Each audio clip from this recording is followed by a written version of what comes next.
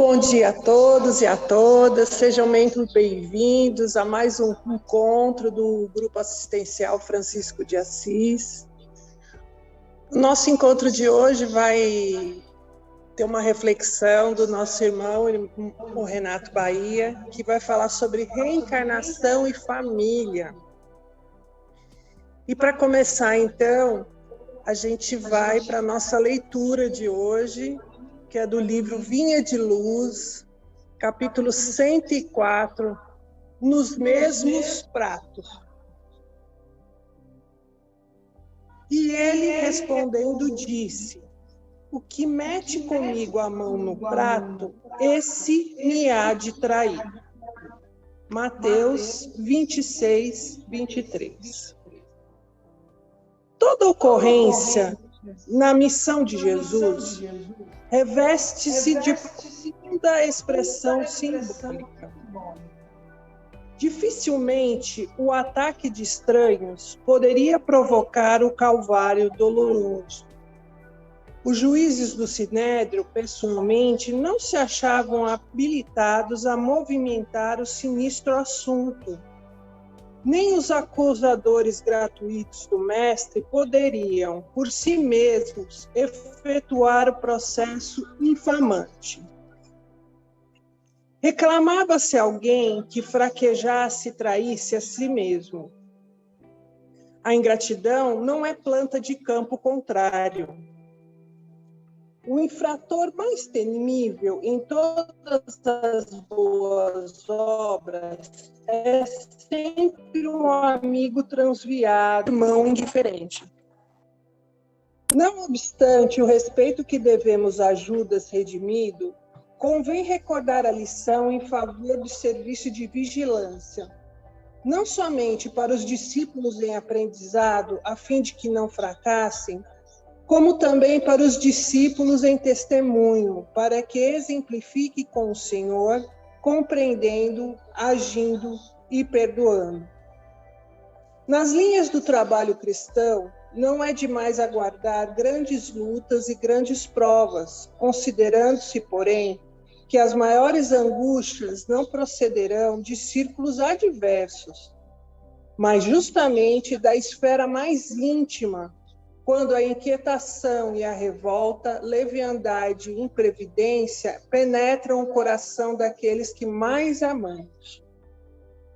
De modo geral, a calúnia e o erro, a defecção e o fel não partem de nossos opositores declarados, mas sim daqueles que se alimentam conosco nos mesmos pratos da vida. Conserve-se cada discípulo plenamente informado com respeito a semelhante verdade, a fim de que saibamos imitar o Senhor nos grandes dias. Não era bom tirar o som?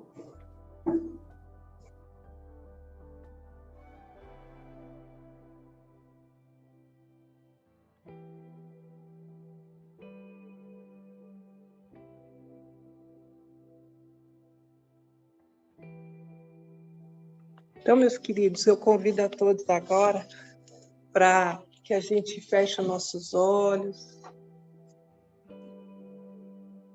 e eleve o nosso pensamento a Jesus, nosso Mestre, esse amigo querido que nos ampara e que nos aguarda sempre de braços abertos, com um sorriso fraterno, nos aguardando a caminhar junto com Ele. Alguns de nós já começaram, outros ainda, outros mais na frente. E o importante é que a gente inicie, colabore, coopere, que um dia todos nós, com certeza, estaremos lá nos braços de Jesus. Nós pedimos, então, a Jesus, nosso Mestre, aos amigos espirituais dessa casa, em especial nosso mentor Francisco de Assis, que amanhã de hoje traga uma reflexão muito boa para a nossa família espiritual, para a nossa família aqui na Terra, para que nós consigamos entender o nosso papel dentro da nossa família, o porquê estamos aqui. E com muito amor no coração e com muito entendimento na nossa mente, que essa tarefa, essa missão, junto às nossas famílias, sejam aliviadas, só tornem mais leves, mais tranquilas. Então, meus queridos, envolvam o nosso irmão Renato no dia de hoje, para que ele possa trazer, então, essas reflexões. E é com muita alegria que nós abrimos os trabalhos de hoje, agradecendo a Deus, agradecendo a Jesus e a todos os nossos dirigentes espirituais dessa casa. Muito obrigada. Martins Peralva, sobrinho. Martins Peralva, sobrinho, ele capixaba e foi atraído pela presença de Chico Xavier e Pedro Leopoldo quando ele mudou para lá. Chico Xavier depois foi para Uberaba, mas ficou em Minas Gerais. E o nosso Martins largou lá nos Prados, onde ele nasceu, e foi para as Minas Gerais. E foi muito bem recebido. Se integrou no movimento espírita e começou aí de uma maneira muito simples e muito penetrante a falar sobre evangelho, a falar sobre doutrina espírita. E André aqui nos colocou aqui, nessa obra dele, Estudando o Evangelho. E nessa obra ele fala aí sobre reencarnação e família. E eu, como gosto muito do Martins Peralva, já andei estudando os livros dele, sabe, gente? Eu quero completar aqui com uma outra parte, um outro estudo que ele fez também, que eu acho que tem tudo a ver. Vamos ver se vocês vão achar também. Né? Reencarnação, gente. Reencarnação é uma das ideias mais antigas que existem aí na cultura humana. Se nós olharmos aí civilizações antigas, China, Índia, não é?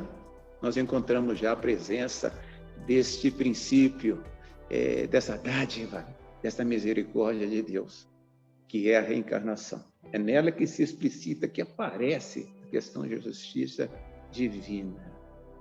A reencarnação, ela no Ocidente, ela foi praticamente proibida pela Igreja Católica, sabe? Olha, quando a gente vai na história atrás dos porquês, a gente encontra lá, já ainda quando o cristianismo foi declarada a religião oficial do Império Romano, não é? Constantino aceitou-a e Teodósio oficializou-a. Mas acontece, aí estava lá presente naquela época o conceito da reencarnação, muito forte. Uma coisa aí, Renata, eu fico mexendo, né? Eu saio aqui do foco, sou terrível a mexer. E a mulher dele tinha horror de reencarnação, não é? Porque ela tinha medo de perder o status que ela tinha conseguido, Teodósia.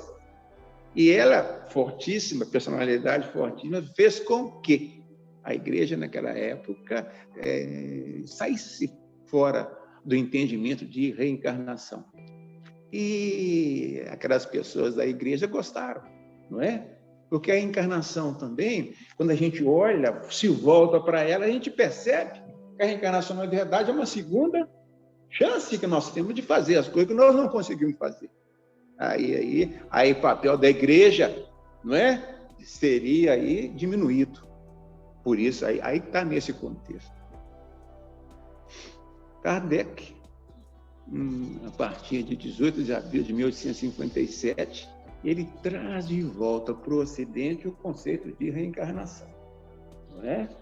E, aliás, ele, para a doutrina espírita, ele constitui aqui uma das suas bases. Agora, eu queria aqui explorar com vocês também. Eu disse que o Evangelho Antigo, né, a interpretação dele interpretava algumas ideias que estavam nos textos evangélicos, coisas da reencarnação. Então, a gente vai nos evangelhos, os evangelhos que nós temos 4 textos, né, gente? Mateus, Marcos, Lucas e João. E nesses 4 textos aí, eles nos contam 238 fatos vivenciados por Jesus. E, na verdade, no fundo, a grande maioria desses fatos respalda, baseia, dá força para a reencarnação. Mas eu queria trazer aqui apenas 2 fatos narrados que são específicos sobre reencarnação, não é? Primeiro, vamos para o Evangelho de João, Renato. Eu gosto muito do Evangelho de João. O Evangelho de João é para a gente. Ele é para o 3º milênio, não é? E João é uma pessoa muito especial, principalmente para essa casa aqui. Não é, Andréia? Sabem por quê? Porque o nosso João evangelista, não é? Ele retornou aí em plena Idade Média, na pessoa de Francisco de Assis, não é? E é lá, João, gente, lá no capítulo 3º do Evangelho dele, ele narra uma conversa noturna. Um doutor da lei procura Jesus lá em Cafarnaum. Cafarnaum, na Galileia. Cafarnaum é a cidade onde Jesus mais permaneceu. Era a base dele, né? Ele ia para Cafarnaum, Pedro morava lá, André morava lá. E, na verdade, todos os apóstolos, menos Judas, eram galileus, né? Então, ali, o João, que testemunhou, importante. O Evangelho de João é importante porque João fala coisas que ele é testemunha. Mateus também tem um pouquinho disso, não é? Mas João não, João é completo. E João nos conta que uma noite em Cafarnaum, um doutor da lei, não é? Lembro do Sinédrio, aquela organização meio trevosa que existia ali em Jerusalém, embora tinham pessoas lá de excelente estirpe espiritual, né? Gamaliel, o próprio Nicodemos, José de Arimateia, eram membros do Sinédrio e eram pessoas muito idôneas. Mas o nosso Nicodemos, Vitória do Povo, nome grego dele, né? Ele procura Jesus para conversar com Jesus. E na conversa dele com Jesus, que o João retratou, nós encontramos lá, não é? Frases de Jesus, se não nascer de novo, inquestionável, não é? Sobre a reencarnação. A conversa no capítulo 3º é longa e profunda, mas eu queria ir também aqui, sobre reencarnação, a abordar com vocês um trecho que existe nos evangelhos sinóticos. Eu queria ir com vocês lá para Mateus, capítulo 17. O mesmo ensino está em Lucas e Marcos, no capítulo 9. Eu falo isso porque a gente nunca vai na profundidade do evangelho. Então, a gente cita onde a gente buscou, não é? Depois as pessoas vão lá e leem, naquele momento muito especial que a gente pode viver. Quando a gente pega solito, pega o evangelho, né? Faz uma prece e vai ler, vai estudar o evangelho. Energias fortíssimas caem na gente, né? Quando vocês forem fazer isso, então, tem uma chegadinha lá no 17 de Mateus, 9 de Lucas e 9 de Marcos. E vocês vão ver uma coisa muito bonita. É o Mestre, Jesus, um dos fatos dele. Jesus, ele leva a comitiva, que já era grande naquela época, não é? Tira de Cafarnaum e os leva para perto de um monte chamado Monte Tabor. E lá no Monte Tabor, não é? E as pessoas acampam no sopé do monte, e a noite vai chegando, aí o mestre chama 3 dos seus apóstolos, já eram apóstolos, né? Nessa ocasião já eram apóstolos. Jesus, ele chamou muitas pessoas, fez dessas pessoas discípulos, e a partir de determinado momento, ele transforma 12 discípulos em apóstolos. Onde é que está isso, gente? Está lá em Mateus, no capítulo 10º, a gente vê esse momento, nos quais 12 pessoas foram alçadas à condição de apóstolos, emissários, não é? Então, naquela tarde e noite lá, ele chama 3 dele. Pedro, muito presente. João Evangelista, não é? E o irmão de João Evangelista, Tiago, maior. Sobem no monte, não é? E no Monte Tabor, a noite chega, Jesus se afasta um pouquinho deles e eles enxergando, os 3 enxergando, Jesus começa a fazer uma prece.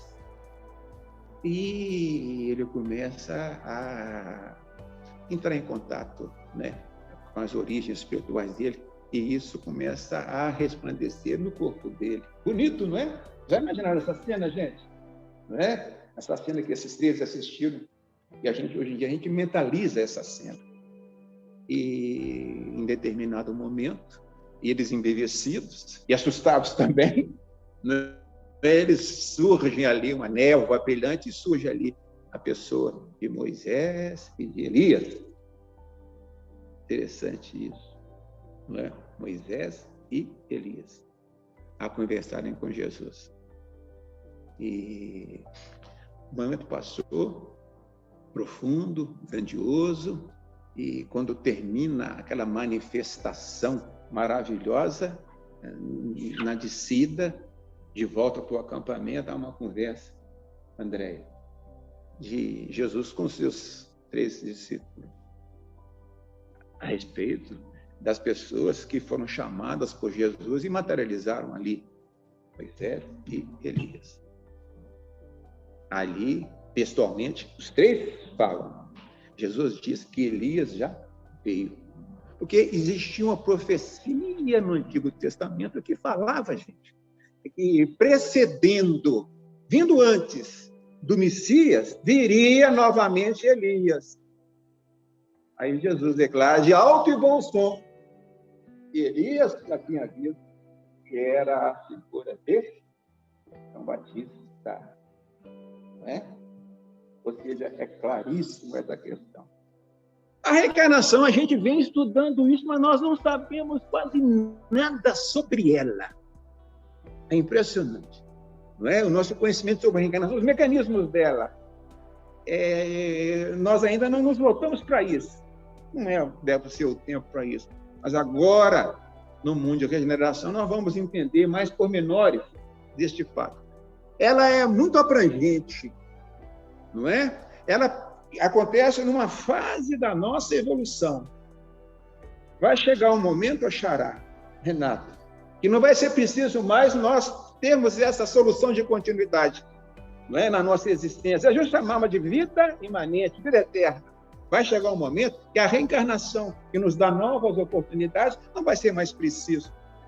Quando nós entendemos, encontrarmos dentro de nós o Pai, no nosso mundo interior, o reino de Deus dentro de nós. Aí nós vamos prescindir desse processo. E vamos ter aí a vida eterna. Nós chamamos de vida eterna, não é? Os indianos têm outros nomes para isso, mas cada tem um nome para esse momento no qual a gente não vai precisar disso mais. E a reencarnação, ela acontece aqui conosco há muito tempo, não é? Quando a gente pega o Livro dos Espíritos, a segunda parte dele, o mundo espiritual, nós encontramos lá uma informação. Princípio inteligente. Já viram isso lá no Livro dos Espíritos? Princípio inteligente. É a nossa forma, primeira forma que nós entramos aqui nesse universo foi como princípio inteligente.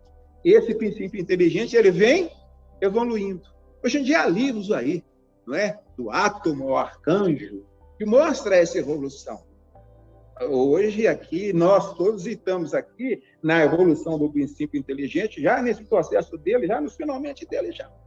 Não é? Após aí bilhões de anos aí, de mudanças sucessivas, dentro desse contexto de encarnação. Isso é um assunto para a gente pensar. Não é? Pensar sobre nós, nossas origens. Né? A gente vai até lá e vai entendendo, né, esse processo nosso. Há na reencarnação questões aí que chamam a atenção da gente. Por exemplo, nós sabemos Por onde? Nós sabemos por muitos motivos, mas também pela nossa literatura. Missionários da Luz. Já leram?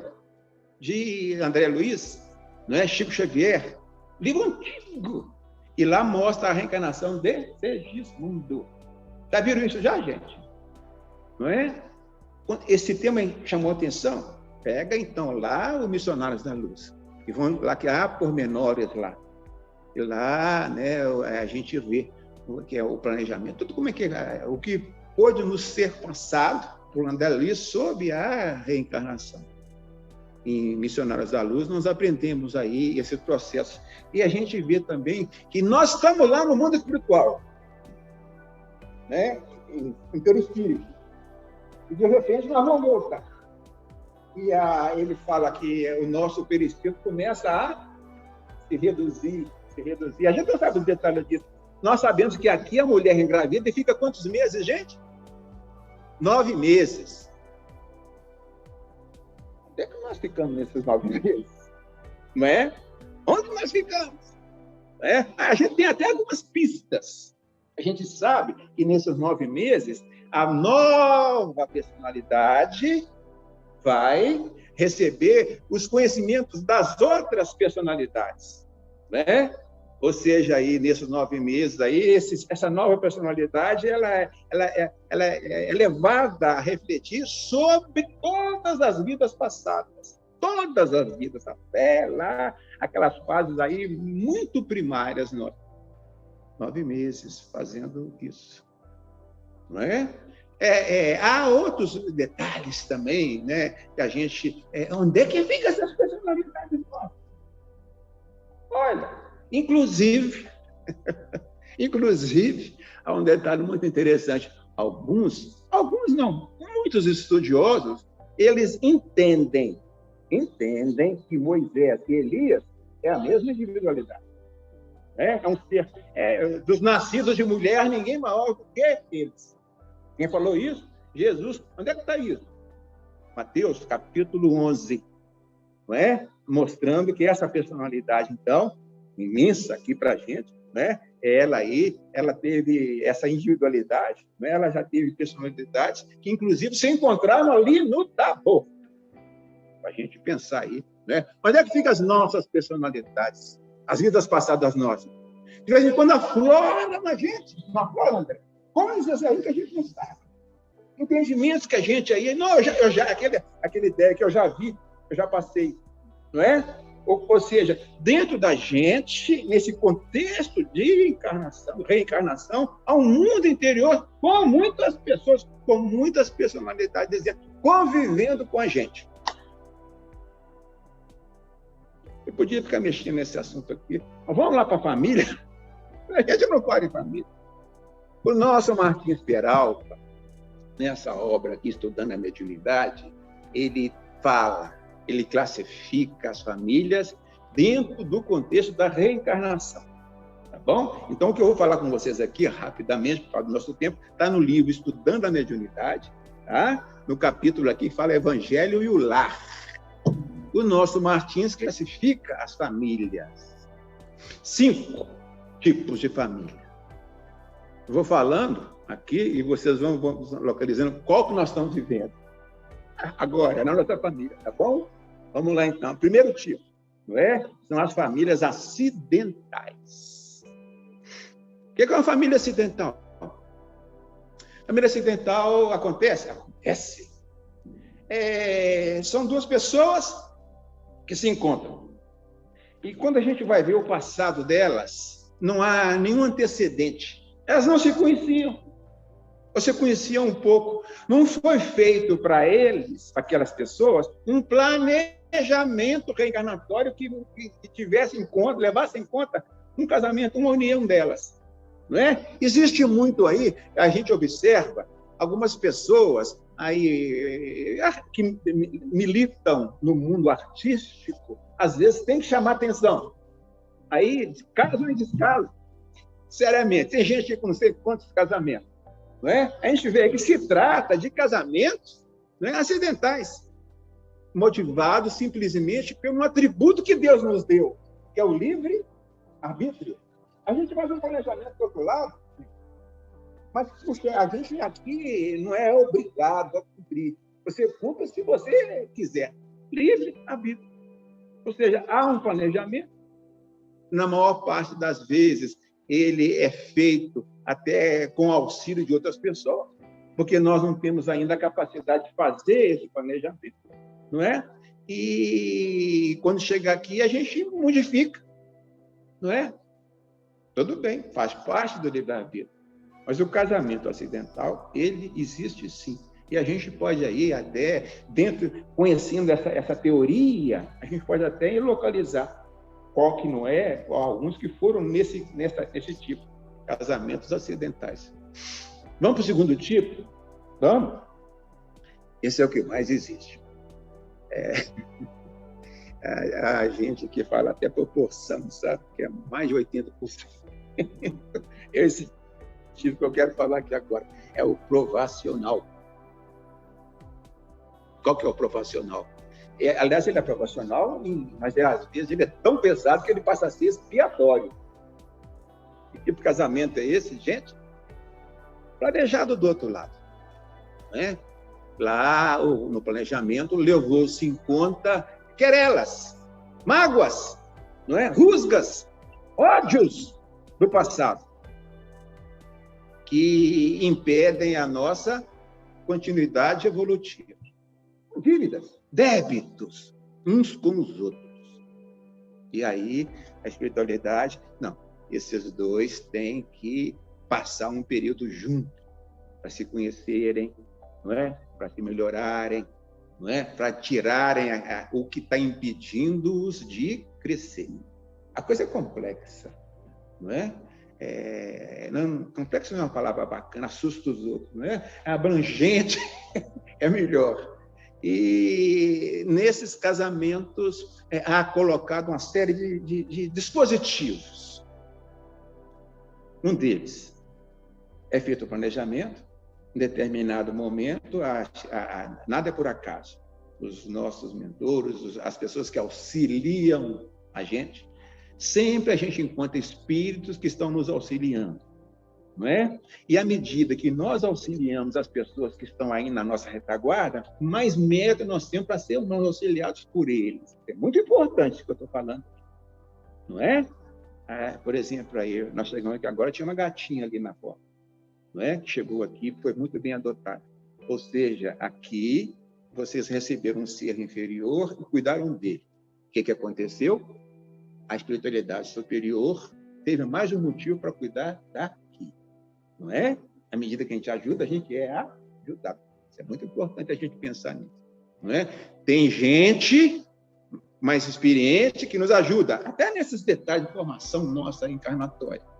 E nós podemos dilatar esse foco de ajuda, olhando para baixo e ajudando as pessoas e as coisas. Não é? Isso é importante a gente pensar, não é? No nosso dia a dia aí. E essas pessoas, então, montaram um encontro entre esses dois. E amor à primeira vista. É ela. Não é? Isso aconteceu comigo. Não é? Quando eu vi minha mulher, nós estamos casados há quase 50 anos, não tivemos dúvida. Foi marcado isso para a gente. Não é? Nós nos encontramos e aquela pressa em casar, casamos. Graças a Deus, estamos juntos aí. Mas isso aí acontece aí, eu acredito que a maioria das pessoas acontece. Né? A gente sabe que é aquela pessoa. Tudo bem, é feito o amor à primeira vista. As pessoas passam a conviver juntas e aí vem o desgaste natural. Começa a aflorar aqueles problemas do passado, não é? Tumultuando o relacionamento das pessoas. E ainda pode ter até algum agravante ainda, gente. Porque além desses casamentos também, acontece muito aí a chegada de espíritos também, os quais a gente tem dívida, ou tem dívida conosco, não é? E aí você encontra aí na família dificuldade de relacionamento entre os pais e dificuldade de relacionamento com os filhos também. não é? O que chama aí essa classificação dessas famílias aí provacionais. Estamos no momento de provação. Ou, pior ainda, estamos no momento de expiação. Né? A expiação, ela surge, não é? É quando a gente não compreende o porquê nós estamos tendo a prova. Não é uma coisa assim, você não compreendeu, nós sempre não podemos ter esse tipo de coisa. Porque nós entendemos aí, nós temos esse entendimento de reencarnação. São coisas que acontecem conosco hoje, todas elas são fruto de atos nossos do passado. Não é? A gente assume a responsabilidade pela coisa e aí a gente começa até a granjear aí ajuda. Assumir a responsabilidade pelas coisas que acontecem conosco é primordial. É não achar que a gente é uma vítima. Esse é o maior erro que nós podemos fazer. Não é? Segunda bem-aventurança. Bem-aventurados que choram, porque serão consolados. E essas famílias provacionais, expiatórias, elas são muito fortes. E de uns tempos para cá, não é? Ficou muito fácil a separação das famílias, não é? Eu lembro da minha infância, nós moramos uns anos, saímos de Pedro Leopoldo e fomos morar em Mariana, pertinho de Ouro Preto. E eu lembro ainda, houve lá na cidade um rompimento. O casal se desfez, desquitaram. E os dois passaram a ser na cidade um motivo assim, de escândalo. A dificuldade que era uma separação naquela época. Hoje em dia, a coisa está muito mais fácil. E a coisa piorou muito mais ainda agora com a pandemia. Né? Eu vi uma estatística ontem de um número de divórcios que aumentou impressionantemente. Não é? Com esses meses que nós estamos passando. Ficou muito fácil. Não é? E você vem para cá. Você vem aqui para cá para fazer uma programação, quitar algum débito, e você não quita. Muitas vezes há separações nas quais, ao invés de você tirar alguns débitos, você adquire outros. Não é? A separação pode ocorrer? Pode, mas em condições especialíssimas. Tem filhos? Pense muito em fazer isso. Não é? Outra coisa que a separação deve ocorrer quando há um consenso de ambas as partes. Tudo bem, não é? Aí ela pode ocorrer.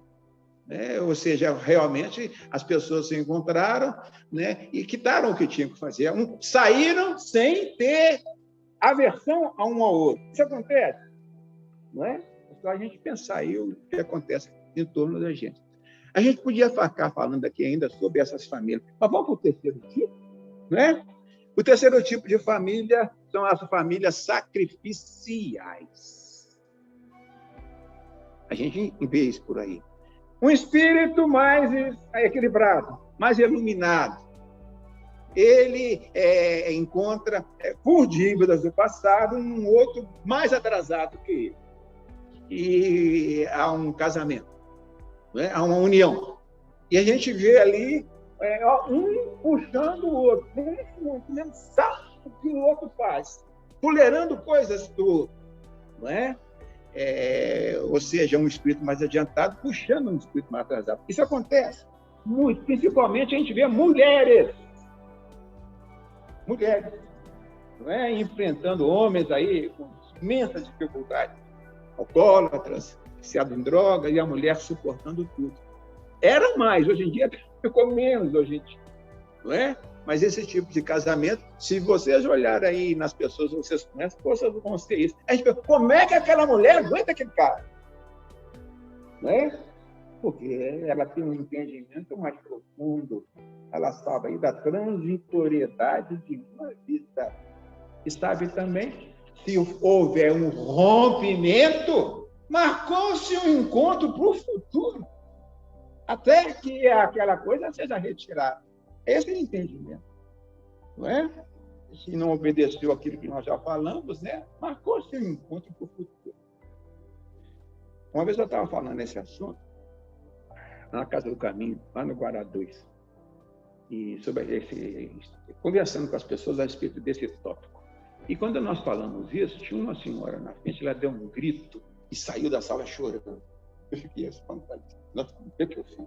Depois ela estava mais me aguardando lá fora, ela tinha falado que ela tinha acabado de fazer um rompimento no casamento. Por ignorância, ela não sabia, que eu achei que ela marcou o encontro no futuro. Não é? Mas, na verdade, isso é uma coisa que a gente tem que saber, isso existe, não é? Faz parte do mecanismo aí reencarnatório. Vamos para um casamento melhorzinho agora, gente? Vamos lá, antes que o nosso tempo termine, vamos lá para o casamento, lá, afim. São duas pessoas, mesmo naipe, evolutivo, não é? Elas fazem essa programação. Vamos voltar numa vida juntos. E acontecem as mesmas coisas aí. Mas as pessoas são equilibradas, não é? Elas vão vivendo, elas vão se conhecendo, vão se respeitando, que é muito importante isso, não é? E aí essas pessoas, o casamento delas realmente é um casamento que dura. A gente vê aí casamento tem mais tempo junto. E esse casamento também tem uma coisa interessante, sabe? Às vezes, e não é raro, esses casais recebem filhos difíceis. Não é? A gente pergunta, mas como é que esse cara nasceu naquele pai e naquela mãe? São pessoas tão ordeiras, tão organizadas, e vem aquela pessoa, aquela moça, aquele moço lá no meio daquele casal. Não é? A gente vê acontecer isso aí. Esse tipo de casamento assim. Não é? E o último tipo é o chamado transcendental. Raro, mas acontece. É interessante que a gente vê muito esse tipo de casamento entre os evangélicos. Sabe? Nos Espíritos também a gente vê isso. Aqui há um caso desse tipo, não é? Nessa casa. São duas pessoas mais altas. Altas que eu falo, mais perto de Deus. Perto de Deus é entender Deus. Não é? É respeitar Deus. Então, essas pessoas, elas vêm aqui para desenvolver um trabalho. Chegam aqui e, às vezes, também nesse tipo de casamento, costuma vir filhos também para auxiliarem. É uma família equilibrada. Toca um trabalho. Não é? Uma casa evangélica, você vê o pastor e a mulher do pastor trabalhando juntos. Não é? Em casas espíritas, a gente vê isso também. Olha o que a Igreja Católica perdeu. Não é? Ao longo aí desses séculos, aí, não impedindo que isso acontecesse. Um casal, né, trabalhando junto numa obra, num trabalho, fazendo uma coisa extremamente positiva, aglutinando. São pessoas que a capacidade de amar deles é tão grande que extrapola, né? É maior do que o roteiro, né? O conteúdo, o contexto de uma família. Eles têm amor para dar demais, não é? A gente vê essas obras aí levadas para um casal lindo nisso, muito bonito. Minhas irmãs e meus irmãos, para terminar esse estudo, para vocês poderem falar aqui conosco, né? A gente queria falar o seguinte também, eu acho que é até importantíssimo. Se você vem aqui para um casamento primeiro acidental, tudo bem, se você entrou num casamento desse, você pode fazer do casamento acidental, no final da vida, uma união já transcendental. Não é? Ou seja, então isso aqui não é fechado. Você pode pegar um casamento sacrificial, e acontece muito, não é? O par, a mulher, o homem que é mais adiantado, né? Ele consegue, no final, durante um período do casamento, ele consegue transformar a pessoa. Isso é muito bonito também, não é? A coisa não é estática, não é? Existe a classificação, existem as fases, mas há pessoas que numa vida só fazem, não é? Fazem de um casamento que podia não dar certo, fazem um casamento aí transcendental, não é? Ou seja, existe essa possibilidade, né? O nosso pai, e não é à toa que o Livro dos Espíritos coloca como a inteligência suprema, não é? Realmente são coisas que ele pode realizar, deixar uma oportunidade para a gente. A nossa irmã aqui falou na oração sobre famílias espirituais. Isso é uma coisa muito importante, não é? Família espiritual é uma família que cada vez mais ela é crescida com novos membros. E essas famílias espirituais, o destino nosso, já daqui a alguns séculos, quando nós sairmos do mundo de regeneração, não é? Nós vamos entrar nele agora, graças a Deus. Chega já de passar tanto tempo aqui com o mal mandando, né? E quando nós chegarmos no final desse mundo, né, o próximo mundo que chega aqui, né, nós vamos ter já aí praticamente todos nós irmanados na mesma família espiritual, não é? É que, na verdade, a única família que existe é a família espiritual, cujo um pai só existe.